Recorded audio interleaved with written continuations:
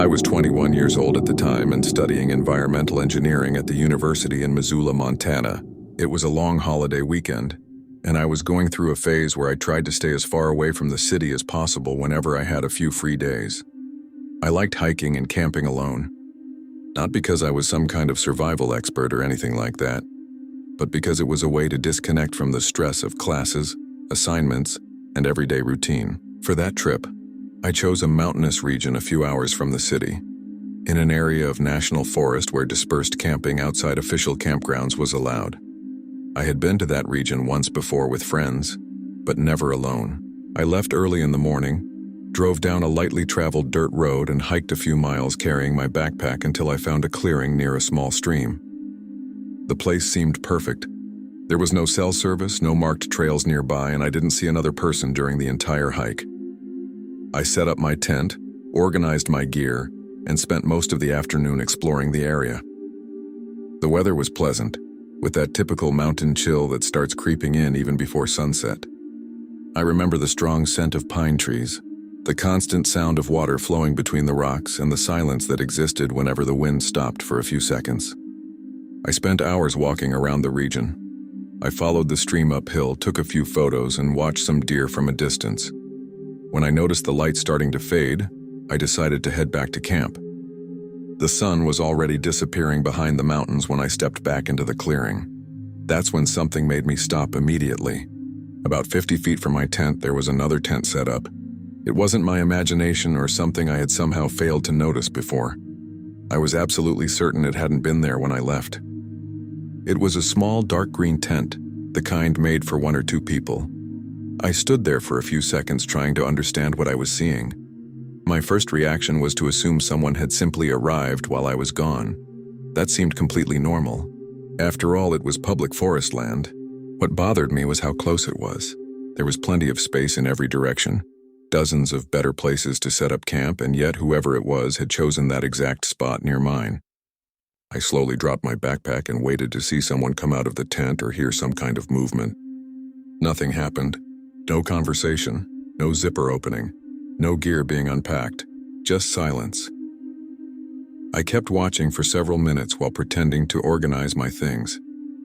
The daylight was disappearing quickly, and the temperature was starting to drop. I still expected to hear some sign that someone was there. A sneeze, a cough, anything. But I heard absolutely nothing. Eventually, I lit my small camp stove to make dinner.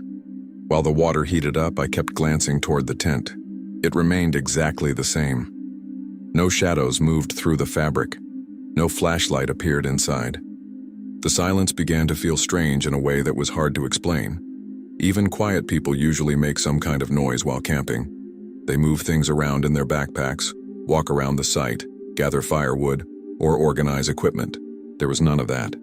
Just that motionless tent in the growing darkness. As the evening went on, I started convincing myself that maybe the person had gone for a hike and simply hadn't come back yet. That seemed like the most rational explanation. Even so, I couldn't shake the feeling of discomfort. It was as if that tent was simply watching me. Around 9 that night, it was completely dark. I was sitting near my tent using a headlamp to read a few pages of a book, when I noticed something else strange. During all that time, I hadn't seen a single light come from the other tent.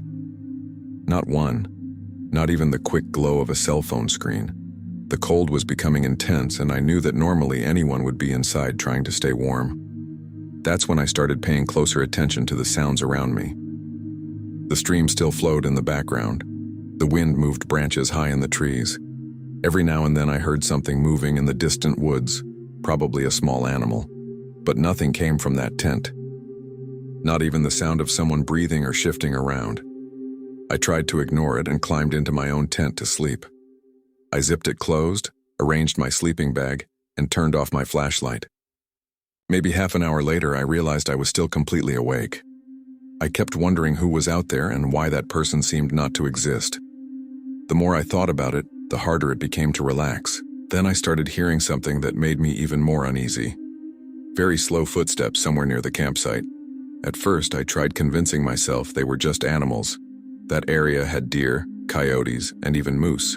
But there was something strange about the rhythm of those sounds. They didn't sound like the irregular movement of an animal crossing through the woods. They were spaced out, slow, heavy footsteps, like someone walking without any hurry. I remained completely still inside my tent, listening. The sounds would appear for a few seconds and then disappear. A few minutes later, they would come back from a different location. The problem was that I couldn't tell exactly where they were coming from. The tent fabric muffled the noise slightly, and everything seemed to echo through the trees. I checked my phone for the time, a little after 10 at night. I lay there listening for a long time. At one point, I got the impression that the footsteps were circling the clearing instead of simply crossing it. That immediately put me on alert. I sat upright in my sleeping bag and grabbed my flashlight. The footsteps stopped. The silence returned. I spent several minutes waiting to hear something again. Nothing. The only things I could hear were my own breathing and the steady sound of the stream in the background. After nearly an hour without hearing anything else, I started feeling ridiculous. I knew isolation could make your imagination work over time. I thought maybe I was interpreting every normal forest sound as something threatening. That's when I decided to settle the tent issue once and for all. I put on a jacket, grabbed my flashlight, and stepped outside. The air was cold enough that I could see my breath. The clearing was illuminated only by the moon and my flashlight. I slowly walked toward the other tent. As I got closer, my discomfort increased. There was no gear outside, no backpack, no cooler, no folding chair, nothing, just the tent. When I reached it, I stood there for a few seconds listening. Absolute silence. Then I announced my presence and asked if anyone was inside. No response. I asked again, nothing. Finally, I crouched down, grabbed the zipper, and opened the entrance a few inches. The interior was completely empty. There was no sleeping bag, clothing, food, or personal belongings. It was simply an empty tent standing in the middle of the forest. At that moment, I felt a different kind of cold, not the cold from the temperature. I immediately closed the entrance and started walking back to my campsite, unable to understand what was happening. By the time I got back to my tent, the feeling of discomfort had turned into something much harder to ignore. I kept trying to come up with a logical explanation. Maybe someone had set up the tent and gone back to their vehicle to retrieve equipment. Maybe it was some kind of shelter left behind by another camper. But none of those explanations made much sense. It was already late at night and I hadn't seen any lights, heard any voices, or noticed any human activity since returning to the clearing.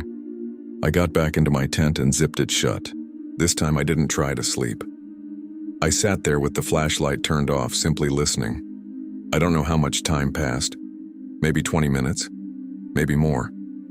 At some point I heard a snapping sound outside, then another. They sounded like dry branches being stepped on. The noises were closer than before.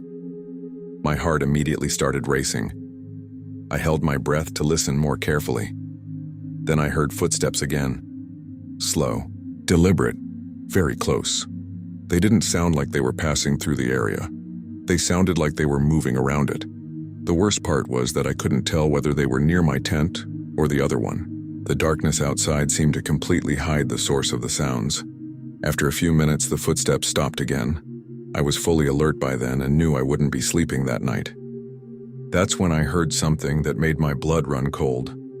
It wasn't a voice or a word. It was the sound of someone running quickly through the trees for a few seconds. It came from one side of the clearing and vanished almost immediately. Then everything went silent again. That was enough to convince me there was another person out there. I waited for more sounds, but nothing happened. The tension was so intense that I decided to stay awake until sunrise. At some point, probably around 4 in the morning, I must have dozed off while sitting there without realizing it. When I woke up, a faint light was beginning to show through the tent fabric. The sky was getting brighter. I felt an enormous sense of relief. I immediately stepped outside. The first thing I did was look at the other tent. It was still there, exactly where it had been before. But after walking a few yards around my campsite, I noticed something that made my stomach drop.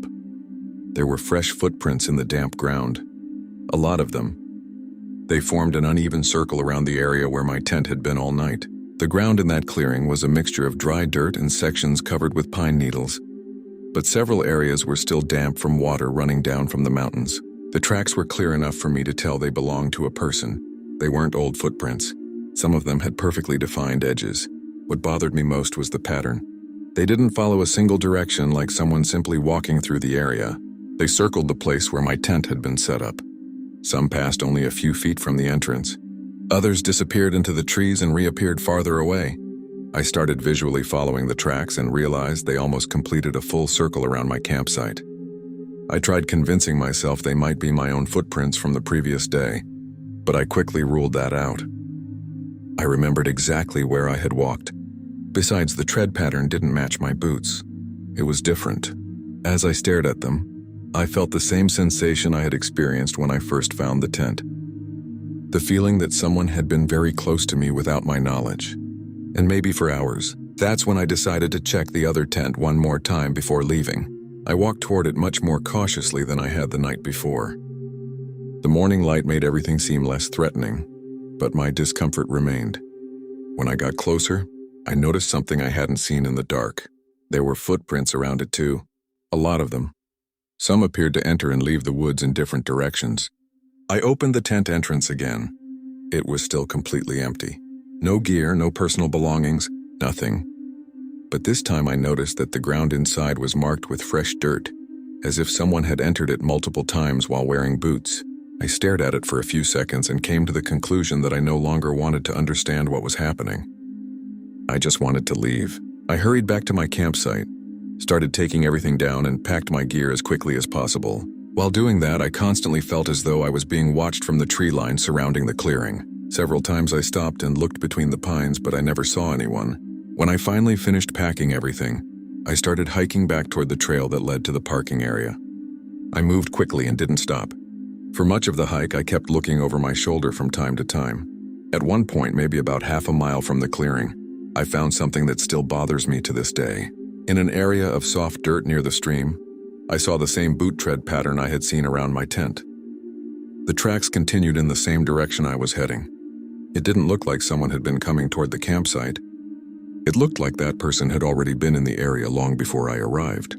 From that point on, I practically rushed the rest of the hike back to my vehicle. When I finally got inside and locked the doors, I felt a level of relief I have rarely experienced in my life. I spent the rest of the drive trying to rationalize everything. Maybe someone was using that tent as some kind of temporary shelter. Maybe it was a hunter, a local resident, or someone who simply didn't want to be seen. But what I have never been able to explain is why that person would set up an empty tent so close to mine, spend the night circling my campsite, and never show their face. I still go camping today, but I have never again chosen to stay completely isolated in remote areas. That was the only time I truly felt that I was alone with someone who didn't want me to know they were there. Story 2. I was 24 years old when this happened. At the time, I lived in Duluth, Minnesota, and worked at a building supply store while finishing a few technical courses. My older brother Ryan had always been passionate about fishing, and during that summer he came up with the idea of taking a trip to a remote lake in the northern part of the state. The place was known for having very little traffic and excellent areas for catching northern pike and walleye. There were no roads leading to it. The only way to get there was by following a trail that crossed a large stretch of forest for several hours. We both enjoyed that kind of adventure and decided to take advantage of a long weekend to make the trip. We left before dawn, drove to the point where the trail began, and spent most of the day carrying backpacks, a tent, fishing gear, and food. The lake was exactly what we had imagined. Large, quiet, and surrounded by forest in every direction. There were no houses, docks, or any sign of civilization. During the entire hike, we didn't encounter anyone. When we finally arrived, we chose a small flat area near the shoreline to set up camp. The weather was pleasant, the sky was clear, and the lake looked completely still. We spent the afternoon fishing near the shore and exploring the surrounding area. The place was so quiet that sometimes all you could hear was the sound of insects and the gentle movement of water against the rocks. Late in the afternoon, while we were organizing our gear to prepare dinner, my brother pointed toward the opposite shore of the lake. It was a considerable distance away, but we could make out a human figure standing near the water. At first I thought it was a tree or a log, but then I clearly realized it was a person, a man. He was standing completely still facing the lake. Because of the distance between us, it was impossible to make out his face or clothing in detail. Only his silhouette. We commented that he was probably another fisherman who had found an isolated area to spend the day. That seemed like a perfectly normal explanation. The strange thing was that as time passed, he remained in exactly the same spot. The sun slowly descended behind the trees, and his position never changed. No noticeable movement, no attempt to fish, no walking along the shoreline, just standing there, either looking in our direction or looking out at the lake. At that point, it started drawing more of our attention than it probably should have. We continued watching him from time to time while preparing dinner. The sky had already turned orange and the shadows from the trees were beginning to spread across the water. The man remained in the same place. At one point, my brother even joked that maybe we were looking at some distant scarecrow or sign and interpreting it incorrectly. But a few minutes later, we saw the figure shift slightly. It was only a small movement, just enough to confirm that it was actually a person. Even so, he immediately returned to standing completely motionless. The behavior seemed strange, but not necessarily threatening. I tried to rationalize it by thinking that maybe he was watching the water or waiting for a boat. The problem was that there were no boats on that lake, and we hadn't seen any equipment near him. When the sun finally disappeared behind the trees, the figure became nothing more than a dark shadow on the opposite shore. Shortly afterward, we lost sight of him completely. We still talked about it while eating, but eventually concluded that he was probably just another solitary fisherman, as strange as we were for choosing such an isolated place to spend the weekend. The temperature dropped significantly after dark. We got into the tent around 10 that night and talked for a while before trying to sleep. The silence in that place was remarkable. There were no cars, engines, or any distant sounds of civilization. Only the occasional wind moving through the trees and a few sounds coming from the water. I fell asleep relatively quickly. I have no idea how much time passed before I suddenly woke up. The first thing I noticed was that my brother was awake too. I could see him sitting partially upright inside his sleeping bag. Before I could even ask what was happening, I heard a sound coming from outside. Footsteps very close to the tent. They weren't falling branches or some small animal moving through the vegetation. They sounded like slow footsteps on the damp ground near the shoreline. We remained completely still, listening. The sounds continued for a few seconds. Then they stopped. The silence returned for a moment. Then we heard more footsteps, this time seeming to come from another side of the tent. My heart immediately started racing. The first thing I thought of was a bear, but the sounds didn't seem consistent with a large animal. They sounded human. Neither of us spoke loudly. My brother simply whispered, asking if I could hear it too. I said yes. We listened for a few more seconds, trying to identify the direction of the sounds. Then everything stopped again. The silence that followed seemed even worse. I remember being able to hear the wind brushing against the tent fabric and the distant sound of water touching the shoreline. I grabbed my flashlight and waited. A few seconds later, we heard another footstep. Just one, very close. That was enough for my brother to quickly unzip the tent and shine his flashlight outside. The beam swept across the campsite, illuminating a few trees, our backpacks, and part of the shoreline. There was nobody there. We immediately stepped out of the tent. The air was cold and damp. We walked a few yards around the campsite, examining everything. That's when we found the footprints. There were wet footprints in the ground near the entrance of the tent. They were very visible because the soil in that area was relatively dry. The tracks came from the direction of the water. We followed them with our flashlights and realized they led directly from the lake shore to the center of the campsite. None of them looked old. Some still glistened slightly from the moisture. What happened next was the part I have never been able to explain. We followed the footprints, expecting to find them continuing into the trees. But they simply ended. I'm not exaggerating. The tracks came from the water, crossed part of the campsite, and abruptly stopped in an open area just a few yards from our tent. There were no footprints leading back to the lake. There were no footprints continuing into the forest. There was no sign whatsoever that the person had left the area. Both of us examined the spot for several minutes. We searched around the trees, shined our lights into the vegetation, and walked in circles trying to find some continuation of the trail. Nothing. It was as if someone had walked to that point and vanished without leaving another trace. My brother suggested that maybe we were misinterpreting the marks because of the darkness.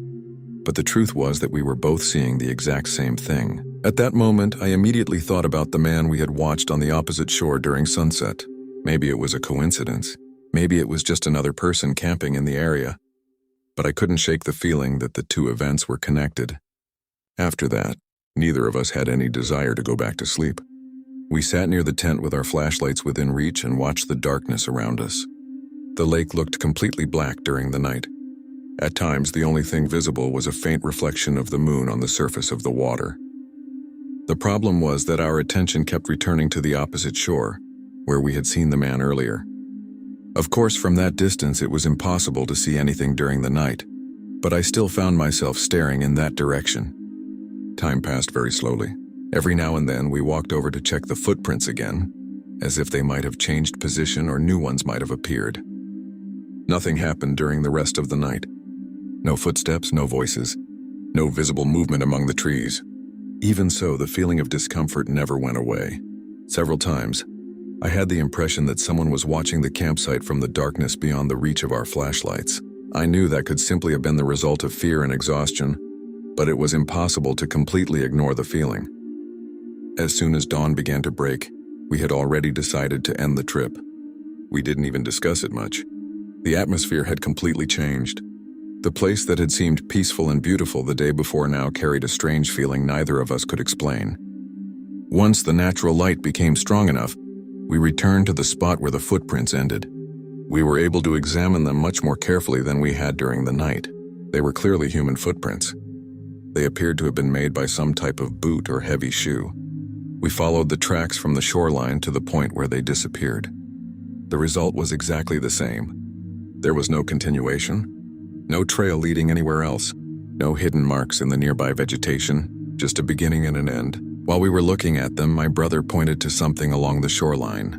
There were fresh marks in the mud showing that someone had indeed come out of the water or walked through the wetter section of the shore during the night. That confirmed that the footprints weren't old. They had been made only a few hours earlier, and that only made everything even harder to understand. When we finished breaking down camp, we started the hike back along the trail. For much of the journey, we continued discussing possible explanations. Maybe another fisherman had been camping on the other side of the lake and crossed over during the night. Maybe we had lost part of the trail because of the vegetation. Maybe the man we saw had nothing to do with it. But none of those explanations seemed to fit completely. What bothers me most to this day is remembering how long that man remained motionless watching the lake and possibly watching our campsite. It was hours, much longer than any person would normally stand in the same place. This happened several years ago, and I still go on fishing trips from time to time. But ever since then, I avoid completely isolated areas where nobody else is around. I can accept that there was probably a rational explanation for everything that happened. The problem is that after all these years, neither my brother nor I have ever been able to figure out what that explanation was. And whenever we talk about that trip, we always come to the same conclusion. The man on the shore of the lake was the only person we saw that entire weekend, and he was also the only thing we were never able to explain. Story 3. I was 32 years old when this happened. I live in Spokane, Washington, and for many years I've gone hiking alone whenever I have a few days off. I'm not some extreme adventurer, but I have plenty of experience with camping, trail navigation, and remote areas. At that time, I was enjoying a few vacation days from work and decided to spend a weekend in a lightly traveled forest region in the northern part of the state. It was an area known for old Forest Service roads and trails that rarely received visitors. That was exactly why I liked it. The plan was simple: hike during the day, camp for one night, and return the following morning. I arrived at the area around late morning, parked my car near the trailhead, and hiked for several hours until I found a small clearing near a stream. I set up my tent, organized my gear, and left most of my equipment at the campsite before heading out to explore the area. The weather was pleasant. The sky was covered by light clouds, and the temperature was perfect for hiking. During the entire afternoon, I didn't encounter another person, not even any recent tracks. That wasn't unusual for that area, but it reinforced the feeling of isolation. I was walking along a narrow section of trail when I found something strange. It was a portable two-way radio lying near a fallen log. It looked like one of the radios used by hunters, maintenance crews, or groups that communicate in areas without cell service. My first reaction was to think someone had lost it. I picked it up to see if there was any identification that would allow me to return it to its owner. The radio was dirty and scratched, but it appeared to work. Out of curiosity, I pressed the transmit button and then turned the volume up slightly. For a few seconds, I heard nothing but static. Then a male voice suddenly came through the speaker. The voice sounded distant and slightly distorted. The man kept repeating the same sentence. "Have you found her yet?" There were a few seconds of silence. Then the question came again. "Have you found her yet?" I remember standing there trying to understand the context. Maybe someone was searching for a missing person. Maybe it was simply a conversation that had started before the radio had been left there. I waited a little longer, but no other voice responded. Just that same question repeated at irregular intervals. Then the transmission ended and only static remained. It seemed strange, but not exactly frightening at that moment. Since I had found forgotten equipment on trails before, I assumed the radio simply belonged to someone in the area. I even considered leaving it where I found it, but I thought I could perhaps turn it over to park authorities or a visitor center when I returned. So I placed the radio in a side pocket of my backpack and continued hiking. For the rest of the afternoon, I didn't hear any more transmissions. I explored a few areas near the stream, took some photos, and started heading back to camp as the sun began to sink behind the trees. The forest in that region was extremely dense. In many places, the light disappeared early because of the height of the pine trees. When I finally arrived back at the clearing where I had set up my tent, something immediately caught my attention. My main backpack wasn't exactly where I had left it. The difference was small, maybe only a few inches, but enough to make me stop. I have always been very organized with my gear. I usually leave everything in the same place specifically so I can notice if anything changes. At first I thought I might be remembering incorrectly. However, when I got closer, I noticed that one of the side pockets was partially open. I was certain I had closed them all before leaving. The first thing I did was check whether an animal had gone through my belongings. Raccoons and other animals often search backpacks looking for food. But I found no tears, tooth marks, or any typical signs of that. Then I began checking my gear. Nothing seemed to be missing. My food was still there. My sleeping bag was in place. My cooking utensils were there too. Even so, I couldn't shake the feeling that someone had been through my things. I spent the next several minutes examining the ground around the tent, looking for footprints. The problem was that the ground was covered with dry leaves, branches, and pine needles, making it difficult to identify recent tracks. The more I searched, the more frustrated I became. There was no concrete evidence of anything. Eventually, I convinced myself that I might have left the pocket open without realizing it before I left. It was the most logical explanation. As night fell, I started preparing dinner and lit a small campfire within the designated area. The radio was still inside my backpack and I had practically forgotten about it, at least until I heard a metallic sound coming from that exact direction. At first, I thought some object had shifted inside the backpack. I continued stirring the pot for a few seconds until I heard the sound again. This time I recognized it immediately. It was static. I turned toward the backpack and saw that the radio was on. That caught my attention because I was certain I had turned it off hours earlier. I stood up, walked over to it, and listened for a few seconds. At first, there was only the irregular hiss typical of weak transmissions. Then the male voice returned. It was the same voice I had heard on the trail. The same calm, distant tone. But this time the question was different. I remember the exact words because they made me freeze instantly. "Is she still near the campfire?" There was a pause. Then the sentence repeated. "Is she still near the campfire?" My stomach immediately dropped. I was alone. There was nobody else in that area. And at that exact moment, I was sitting beside a campfire. I stood there staring at the radio, unable to react for several seconds. I tried convincing myself it was just an absurd coincidence. Maybe someone was using a common channel to search for a missing person. Maybe the message had been transmitted hours earlier. But the more I tried to rationalize it, the less sense it made. I picked up the radio and began examining it. The volume was at maximum. The channel appeared to be one of the common frequencies used by short-range radios. I considered responding, but something stopped me. Instead, I simply turned it off again. Then I walked a short distance around the campsite, trying to see something among the trees. The sun had already disappeared completely, and the forest was immersed in that bluish darkness that comes before full nightfall. The campfire illuminated only a small area around the tent. Everything beyond that was shadow. I stood watching for several minutes. No movement, no distant flashlight, no voices. Even so, the feeling of being watched began growing rapidly. The more I stared at the tree line, the more I felt that someone could be standing there just beyond the reach of the light. I returned to the campfire and tried to focus on finishing dinner, but I could no longer relax. That's when I heard a sound coming from the forest. It wasn't an animal running or branches falling. It sounded like the sharp snap of someone carefully stepping on a broken branch. The moment I heard that snap, I froze completely. The sound had come from somewhere beyond the tree line, perhaps 20 or 30 yards from the clearing. I listened carefully, waiting to hear something that would confirm it was just an animal. But seconds passed and nothing happened. The silence felt even heavier now. I grabbed my flashlight and pointed it toward the direction where the sound had come from. The beam passed between the pine trunks and revealed only vegetation, branches, and shadows. No movement, no person. Even so, I couldn't shake the feeling that someone had stopped moving the moment I looked. I returned to the campfire, but I had already made a decision. I wasn't going to spend another entire night there without staying alert.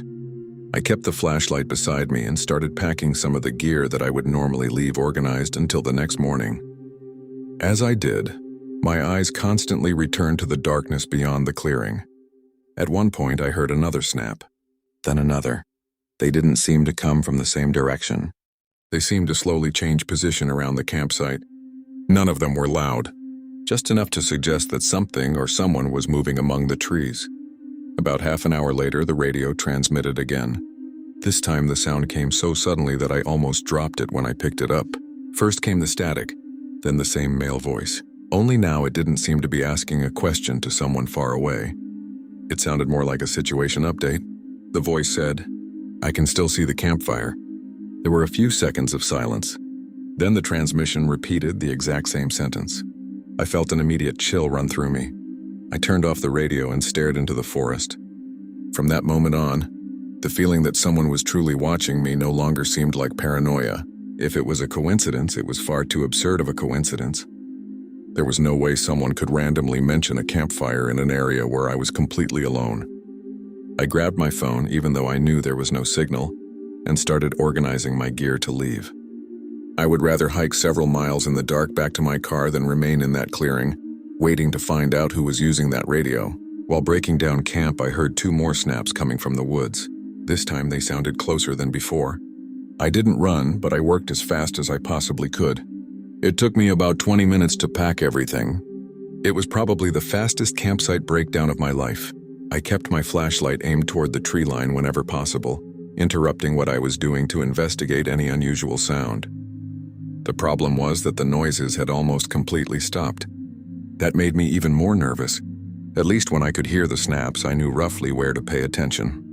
Now the forest was silent again. When I finally finished packing my gear into my backpack, I extinguished the campfire as safely as I could and started hiking down the trail using my headlamp.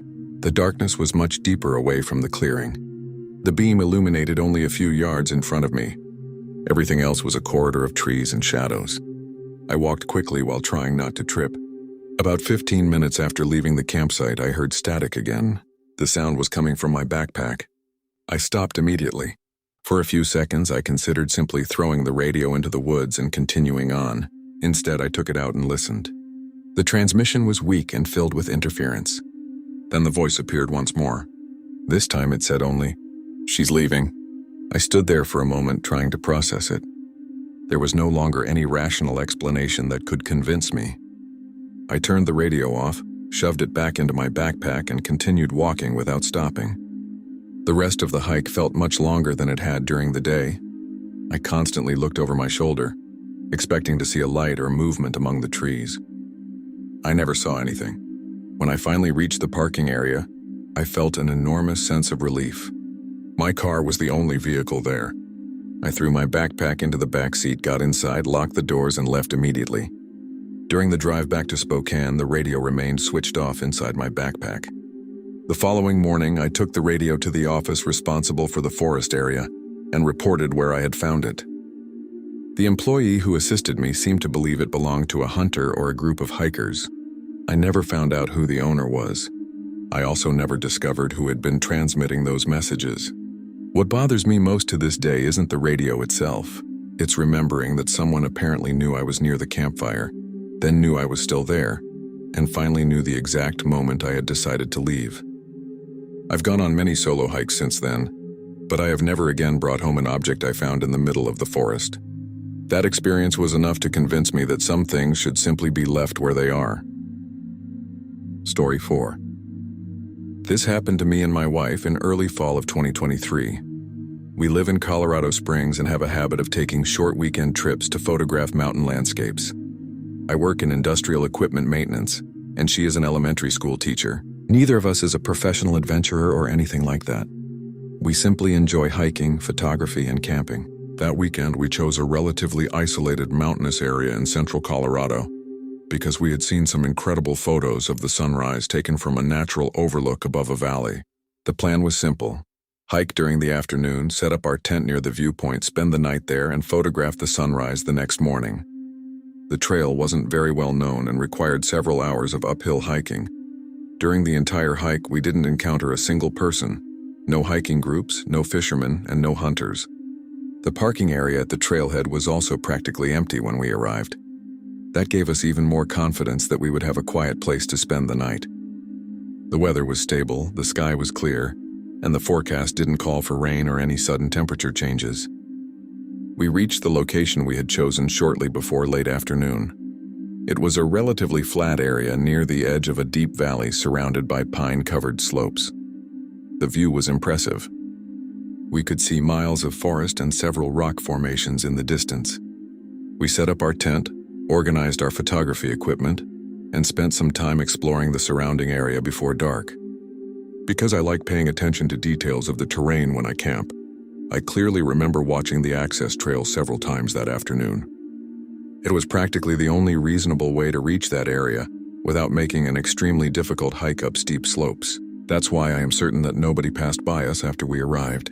As the sun began to disappear behind the mountains, we sat near the tent to eat dinner and enjoy the view. That's when my wife pointed toward the other side of the valley. On the far side of the growing darkness, there was a campfire burning, small but clearly visible. At first, I didn't think it was strange. I assumed it was another group camping.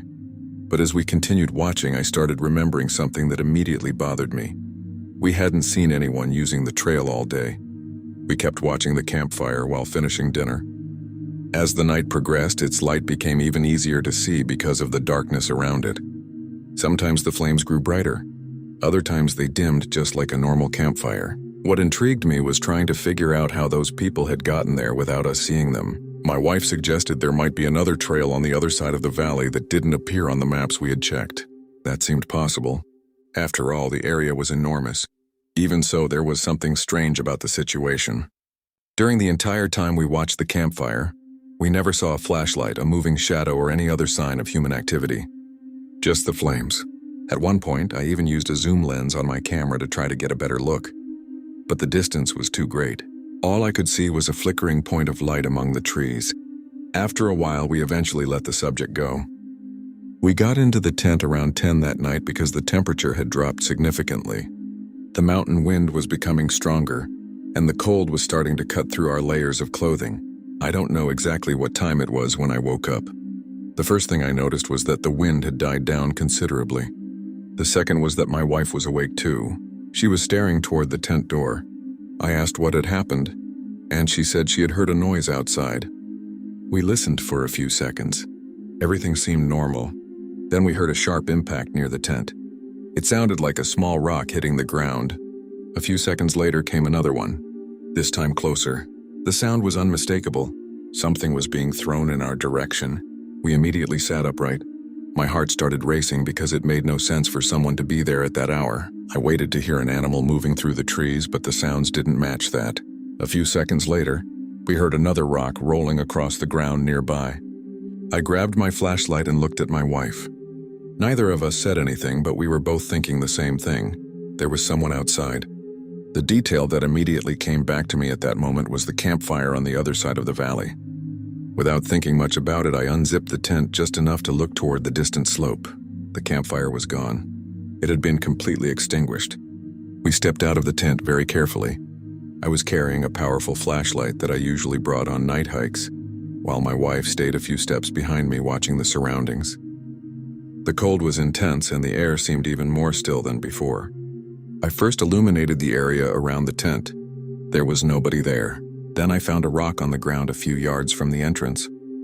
It was small, but it didn't belong to the immediate terrain around us. I walked a few more steps and found another one. Both appeared to have come from the slope above our campsite. That made me uncomfortable because it meant someone would have needed to be relatively close to throw them. I slowly swept my flashlight up the slope. The beam only reached portions of the terrain, revealing tree trunks, bushes, and rock formations. For several minutes, we saw nothing. I was already beginning to think that maybe an animal had dislodged rocks downhill when my wife touched my arm and pointed higher up the slope. It took me a few seconds to see it. There was a figure standing among the trees, just a dark silhouette, motionless, watching directly in our direction. The distance was too great to distinguish any features. I couldn't tell whether it was a man or a woman, young or old. I only knew that someone was standing there. The person wasn't using a flashlight. They weren't making any movement. They were simply standing there watching the campsite. The most unsettling part was realizing where they were standing. It was almost exactly along the same line of sight as the campfire we had observed across the valley hours earlier. For several seconds, nobody moved. I kept the flashlight pointed toward the figure while trying to understand what I was seeing. Then something happened that made me even more nervous. The person took a few steps backward and disappeared among the trees without making any attempt to quickly hide. It was as if they had simply decided to leave after realizing we had seen them. I ran a few yards toward the slope to try to get a better look, but the darkness and vegetation made it impossible to follow any movement. I didn't hear branches breaking. I didn't hear footsteps descending the mountain. Nothing, just silence again. My wife immediately asked that we return to the tent, and for the first time during that trip, I agreed without argument. We went back inside the tent and immediately closed everything up. Neither of us had any intention of searching for that person in the middle of the night. We sat in silence for several minutes trying to decide what to do. The situation was too strange to ignore, but at the same time, there was no direct threat at that moment. The person hadn't approached the tent or tried to speak to us. Even so, the fact that someone had been standing there watching our campsite in the middle of the night in such an isolated area was enough to make us completely uncomfortable. For the rest of the night, we barely slept. Every so often, I looked through the small opening in the tent and scanned the slope with my flashlight. I never saw the figure again. We also never heard any more rocks being thrown. The silence returned to dominate the mountain. Even so, the feeling of being watched remained until sunrise. Every time I closed my eyes, I remembered the silhouette standing among the trees, motionless, as if it had been watching us for much longer than we had realized. As soon as the sky began to brighten, we went out to examine the area around the campsite. We found several rocks scattered near the tent. Some were in places where they clearly shouldn't have been. They weren't definitive proof of anything, but they reinforced the impression that they had actually been thrown during the night. We also walked a short distance toward the slope where we had seen the figure. The terrain was uneven, covered with pine trees, dry leaves, and loose rocks. We found a few partial footprints in areas of softer soil, but nothing that would allow us to identify who had been there. The most curious part happened when we turned our attention to the other side of the valley. In daylight, it was easier to see the area where the campfire had burned. Using the camera's zoom lens, we were able to locate a small clearing among the trees. However, we didn't see any tents, vehicles, equipment, or any visible signs of a campsite. Of course, the distance was considerable, and many things could have been hidden by vegetation. Even so, it seemed strange to us. If someone had really been camping there, they had left very few signs of their presence. We decided to stay only long enough to photograph the sunrise and break down camp. During the hike back down the trail, we continued discussing possible explanations. Maybe it was another camper who didn't want contact with anyone. Maybe someone had chosen a different route to access the area without using the main trail. Maybe the rocks hadn't even been thrown intentionally. But the more we tried to come up with simple explanations, the more we kept returning to the same problem. That person had been watching our campsite in the middle of the night. That wasn't an interpretation. We both saw exactly the same thing. Several years have passed since that trip, and it still comes up in conversation whenever we talk about old camping experiences. It wasn't the most terrifying experience of my life, because nothing actually happened. Nobody tried to attack us, rob us, or follow us. But there is something deeply unsettling about knowing that someone spent hours silently watching you in the middle of the mountains, without you having any idea they were there. To this day, whenever I see a distant campfire in some isolated area, I immediately think back to that night in Colorado. Story 5. I was 35 years old when this happened. I live on the outskirts of Madison, Wisconsin, and I've always enjoyed taking short kayaking trips on weekends. At the time, I worked for a logistics company and was going through a particularly stressful period. Whenever I could, I looked for isolated places where I could fish, camp, and stay away from my phone for a few days. A friend had told me about a remote lake in the northern part of the state that had several small islands accessible only by kayak or boat. After doing a little research, I decided to spend a night there by myself. The plan seemed simple. I would leave in the morning, cross the lake by kayak, set up camp on one of the smaller islands, and return the following day. I arrived at the lake shortly after sunrise. The place was exactly what I was looking for. Calm water, very few boats, and miles of forest surrounding it. I crossed without any difficulty and chose a small island covered with pine trees and low vegetation. It was small enough that I could walk around the entire shoreline in just a few minutes. That was exactly why I liked it. I had a relatively good view of the entire shore, and it would have been difficult for anyone to arrive without me noticing. I spent the rest of the day fishing and exploring the island. I didn't encounter anyone. The only thing I saw was a single boat far away during the afternoon, probably near the main part of the lake. When it started getting dark, I prepared dinner and organized my campsite for the night. Before going into the tent, I checked my kayak one last time. I had pulled it partially onto the shore and tied it to a nearby tree with a rope. I remember that clearly because I always double-check when I'm alone. The lake was extremely quiet that night. There was no significant wind and the water seemed almost perfectly still. I got into the tent around 10 o'clock and fell asleep relatively quickly. I have no idea how much time passed before I woke up. The first thing that woke me was a sound coming from the shoreline. It sounded like water being disturbed, not the normal sound of small waves washing against the beach. It sounded like something slowly gliding across the surface of the lake. I stayed motionless for a few seconds, trying to understand what I was hearing. Then the sound happened again, closer, as if some kind of boat had just reached the island. I grabbed my phone to check the time. It was a little after 2 in the morning. I remained still inside the tent, trying to listen more carefully. For a few seconds, everything went silent again. Then I heard a faint sound of wood or plastic touching the shore. It was exactly the kind of noise a boat would make when landing on a small beach. My heart immediately started racing. It made no sense for someone to arrive on that island at that hour, especially without any visible light. I grabbed my flashlight and opened the tent zipper just a few inches. The moon illuminated part of the shoreline, enough for me to see my kayak tied to the tree. But there was something else there. A second boat. It was a small vessel similar to a kayak or a narrow canoe tied up almost right next to mine. I stared at it for a few seconds, trying to understand what I was seeing. I was absolutely certain that boat had not been there when I went to sleep. The strangest part was the complete lack of activity around it. There were no flashlights, no voices, no sounds of someone organizing equipment or unloading gear, just the boat sitting beside mine, gently rocking in the dark water. I continued watching through the opening in the tent for nearly a full minute. I expected someone to emerge from the darkness at any moment. Maybe a fisherman with mechanical problems or someone looking for shelter for the night, but no one appeared. The shoreline remained empty. I started considering going outside to get a closer look, but the idea seemed terrible almost immediately. The island was small, but at night the trees and vegetation created deep areas of shadow. If someone had landed a few minutes earlier, they could literally have been anywhere on that island. While I was trying to decide what to do, I heard a sound coming from the other side of the tent. One footstep, then another. Slow, careful. The sound was unmistakable. Someone was walking over the dry leaves and scattered branches covering the ground of the island. I froze completely. The footsteps continued for several seconds. They didn't sound rushed. They sounded like the footsteps of someone exploring the area without any urgency. That was the moment I realized the situation I was in. I was alone on a small island in the middle of a lake during the middle of the night, and someone I couldn't see was walking outside my tent. The footsteps continued moving slowly around the campsite. At times they sounded only a few feet from the tent. At other moments they moved farther away. I tried following their direction by sound, but it was difficult. The island was small, and the noise of dry leaves seemed to echo among the trees.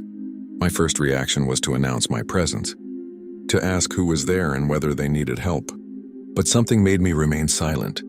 Maybe it was the fact that the person hadn't said a single word since arriving. Maybe it was the way they were walking. They didn't sound like someone looking for a place to camp or someone who was lost. They sounded like someone observing, listening, waiting.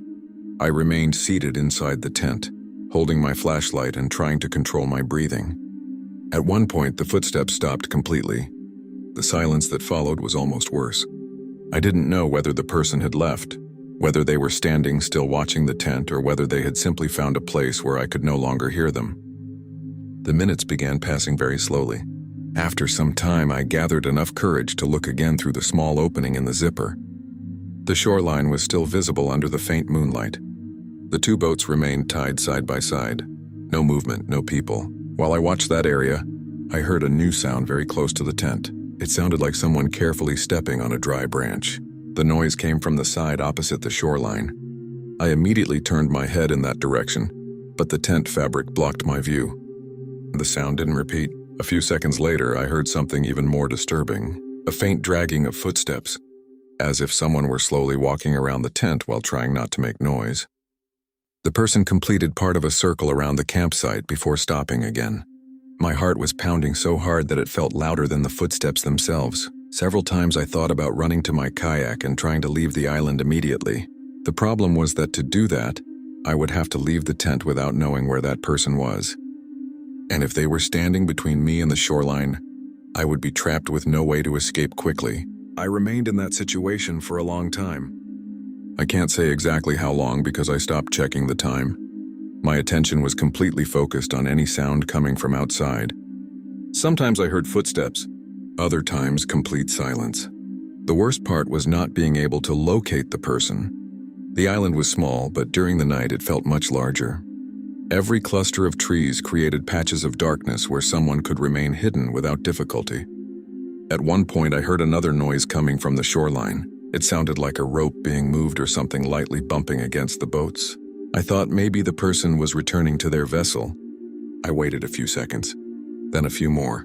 There was no sound of a paddle entering the water, no indication of departure. I remained seated inside the tent without moving. It wasn't until close to sunrise that I realized the sounds had stopped completely. I no longer heard footsteps. I no longer heard anything coming from the shoreline, only the normal silence of the island and the first sounds of birds beginning to appear with the arrival of daylight. When the sky began to brighten, I finally stepped out of the tent. The first thing I did was scan the entire island. There was no one there. I quickly walked down to the shoreline. My kayak was still tied exactly where I had left it. The second boat was still there as well. Now, with enough light to see clearly, I realized it was an old aluminum canoe. There was no motor, fishing equipment, or personal belongings inside it. Just the empty canoe. I looked around, expecting to find footprints or some sign of whoever had arrived during the night. The sand on the small beach was mixed with damp soil and scattered stones. I found some footprints near the shoreline, but nothing very distinct. Some appeared recent, while others could have been older. The detail that caught my attention was that there was no camping equipment anywhere on the island besides my own. If that person had landed there, they had spent the entire night without setting up shelter, without using a light, and without producing any sign of their presence other than those footsteps. That made no sense to me. I didn't waste time trying to investigate further. I broke down camp as quickly as I could and started carrying my gear back to the kayak. Before leaving, I looked at the canoe one last time. I considered towing it back to the main shore or notifying local authorities, but honestly, I just wanted to leave that place behind. I crossed the lake in record time and reached the parking area later that morning. When I reported the incident to an employee at a recreation area near the lake, he told me that fishermen sometimes leave boats on islands for a few hours or even overnight. That explained the canoe, but it didn't explain the person walking around my tent during the middle of the night without ever saying a single word. To this day, I still go kayaking and camping, but I have never again slept alone on an isolated island. What stayed with me from that experience wasn't the empty boat. It was the feeling of being trapped in a small place, surrounded by dark water while someone slowly walked around my tent knowing that I had nowhere to run. Story 6. I was 38 years old when this happened. I live in Eugene, Oregon, and work as a freelance photographer specializing in wildlife and natural landscapes. A large part of my job involves spending hours, sometimes entire days, in remote areas waiting for the right opportunity to photograph animals. At that time, I was trying to document some species that frequently appear at dawn in a national forest area located a few hours south of the city. I had visited that region before and was reasonably familiar with the main trails. The plan was simple: hike to a more remote section of the forest, set up a small campsite, and wake up before sunrise to position my cameras in a valley where deer and elk often appeared. I arrived during the afternoon and hiked for several hours carrying photography equipment, a tent, and supplies for one night. The weather was dry, the temperature was pleasant, and there was no rain in the forecast. During the entire hike, I encountered only 2 people, both walking in the opposite direction. After that, I was completely alone. At least that's what I thought. I chose a small clearing near a little-used secondary trail. It was a relatively open area, which allowed me to observe part of the surrounding forest. I set up my tent, prepared something to eat, and spent the rest of the afternoon checking locations where I planned to photograph the next morning. When night fell, the forest became extremely quiet. I was used to that environment. The sounds of insects, branches moving in the wind, and animals shifting in the distance were all part of the routine. Because of that, I fell asleep without difficulty. I don't know exactly what time it was when I woke up. I checked my phone and saw that it was just after midnight. At first, I thought an animal had made a noise near the tent. I listened for a few seconds. That's when I noticed a light among the trees. It was a flashlight. I could see it through the opening of my tent. The light appeared for a few seconds, disappeared behind some trunks, and then appeared again at another point in the forest. My first reaction was to assume that some camper was walking along the trail during the night. That wasn't common, but it wasn't impossible either. I continued watching. The flashlight flickered from time to time as it seemed to move slowly between the trees. At first, I wasn't concerned. I figured someone had probably gotten delayed on the trail or was searching for their campsite. The forest in that region has several trail junctions, and it wouldn't be difficult for someone to become confused during the night. I continued watching the light for several minutes, expecting it to eventually appear on the main trail near my clearing. But that never happened. The flashlight appeared among the trees, disappeared, and then reappeared somewhere else. After a while, the pattern started attracting my attention. The person seemed to be completely avoiding the trail. Instead of following a logical route, the light appeared in denser sections of forest where walking would have been much more difficult. At one point, I thought I might be seeing more than one person, but I quickly dismissed the idea. There was always only a single light. The problem was that it kept changing position without following any clear direction.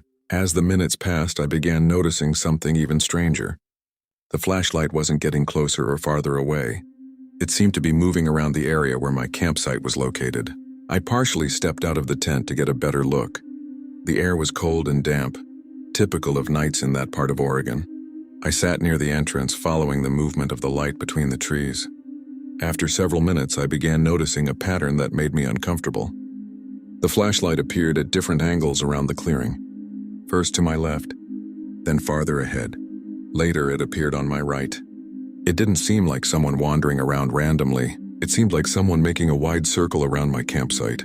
Each time it appeared, I tried to come up with a rational explanation. Maybe there was another trail I didn't know about. Maybe the distance was deceiving me in the darkness. But the longer I watched, the less those explanations made sense. The person never approached the main trail. They never produced any other sign of their presence. No voices, no conversation, no sounds of equipment. Just the flashlight appearing and disappearing among the dark trees. For the first time that night, I began feeling that difficult-to-explain sensation that comes when something feels wrong. Even though you still don't know exactly why, I continued watching for at least another half hour. The light would appear for a few seconds and then disappear again. Sometimes I convinced myself that it was all a coincidence and that I was misinterpreting the movement. Then the flashlight would appear at another point that reinforced exactly the same impression. It continued circling the clearing. The strangest part was that I never managed to see the person holding it. Only the beam, no visible silhouette. No reflection from clothing. Nothing but that small source of white light cutting through the darkness between the pine trees. At one point, I considered shouting to ask if someone needed help. I even opened my mouth to speak. But something stopped me. Maybe it was because the situation didn't resemble someone being lost. Lost people usually look for trails, make noise, or try to attract attention. This person seemed to be doing exactly the opposite. I remained silent and continued watching. Then something happened that completely changed my perception of the situation. The flashlight suddenly stopped moving. For several seconds, I waited for it to reappear somewhere else in the forest. It didn't. The light remained in exactly the same place. I continued staring in that direction, trying to understand why it had stopped so abruptly. Only then did I realize something that made my stomach drop. The beam wasn't pointed at the ground or at a trail. It wasn't illuminating trees or vegetation either. The flashlight was pointed directly at my tent, more specifically at the area where I was sitting and watching. At that moment, it became impossible to keep believing that this was someone searching for their way. The person knew exactly where my campsite was. I remained motionless for a few seconds, trying to see beyond the light. The distance was considerable and the tree trunks blocked part of my view. Even so, I had the impression that there was a figure standing behind that beam. Someone watching. Not moving, not speaking, simply keeping the flashlight pointed in my direction. The feeling of discomfort I had experienced since waking up turned into genuine fear. I immediately went back inside the tent and zipped it shut. The first thing I did was turn off the small flashlight I had been using. I figured that if the person was truly watching me, I didn't want to make it any easier. I sat in the darkness, trying to listen for any sound coming from the forest. My breathing was rapid, and I had to make a conscious effort to stay calm. For several minutes, I heard absolutely nothing. No footsteps, no snapping branches, no voices, only the normal silence of the forest during the night. That should have been reassuring, but it had the opposite effect. I knew someone was out there because I had seen the flashlight. The fact that the person made no other noise made the situation even more disturbing. After a while, I gathered enough courage to discreetly look through the small mesh window of the tent. The light was still visible, still motionless, still pointed toward the campsite. It didn't seem to be searching for anything. It seemed to be watching. I continued monitoring the situation for several more minutes until the flashlight finally turned off. It didn't move somewhere else. It didn't retreat. It simply went dark. That was when I became even more nervous. While the light had been on, at least I knew where the person was. Now I had no idea. The darkness swallowed that section of the forest completely once again. I spent the rest of the night barely sleeping. Every small sound made me imagine someone approaching the tent. At times I heard branches cracking in the distance, but nothing I could identify with certainty. What stayed with me most was the constant feeling that someone was still nearby watching. Maybe it was just a result of fear and lack of sleep, but I couldn't shake the thought. When the first signs of dawn began to appear, I stepped out of the tent to examine the area. The forest looked completely normal. No person, no flashlight, no abandoned equipment. I walked toward the approximate location where the light had stopped during the night.